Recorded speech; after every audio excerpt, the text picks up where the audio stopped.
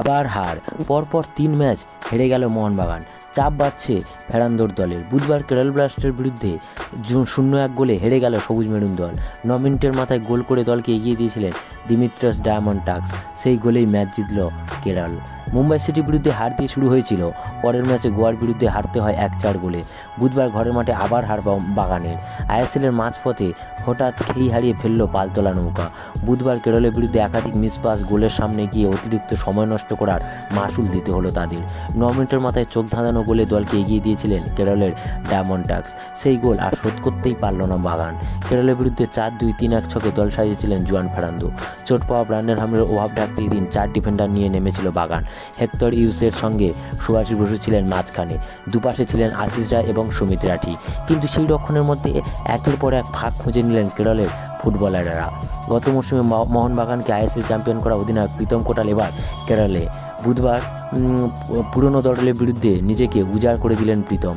মনে করা হয় মোহনবাগান ছাড়তে চাননি তিনি, এক প্রকার জোর করেই ছাড়তে বাধ্য করা হয়েছিল। প্রাক্তন বাগানি প্রবীর দাসও এই সময় কেরলে। তাকে যদিও এই ম্যাচে শুরু থেকে নামানো হয়নি। জুয়োবাড়িতে খেলতে এসে কী জবাব দিয়ে গেলেন প্রীতম এবং প্রবীর।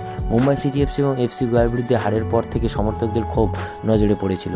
ফেরান্দোর বিরুদ্ধে গো ব্যাক চিৎকার শোনা গিয়েছিল। কেরলের বিরুদ্ধে হারের পর সেই ক্ষোভ যে আরও জোরালো হবে তা বলাই যায়। যদিও ফেরান্দোর হাতে একাধিক অস্ত্র নেই, চোটের কারণে প্রথম একাদশে একাধিক ফুটবলার নেই।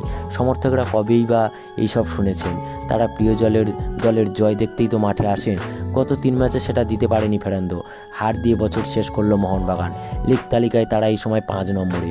মোহনবাগানকে হারিয়ে শীর্ষে উঠল কেরালা। 12 ম্যাচে তারা পেয়েছে 26 পয়েন্ট। দ্বিতীয় স্থানে থাকা গোয়া মাত্র 9 ম্যাচ খেলে 23 পয়েন্ট পেয়েছে। 11 ম্যাচে 21 পয়েন্ট নিয়ে 3 নম্বরে Odisha FC. Mumbai city FC 10 ম্যাচে 19 পয়েন্ট নিয়ে 4 নম্বরে। একই সংখ্যক ম্যাচ খেলে 19 পয়েন্ট নিয়ে গোল পার্থক্যে পিছিয়ে 5ম স্থানে বাগান। ইস্টবেঙ্গল রয়েছে 7ম স্থানে, 10 ম্যাচে 11 পয়েন্ট পেয়েছে তারা। শেষ 3 ম্যাচে জয় নেই। আর বন্ধুরা, তোমাদের কি মত? মোহনবাগান কি আবার কামব্যাক করতে পারবে? তা তোমরা অবশ্যই কমেন্ট বক্সে জানাও। আর অবশ্যই আমার চ্যানেলটিকে লাইক ও সাবস্ক্রাইব করে দিন প্লিজ।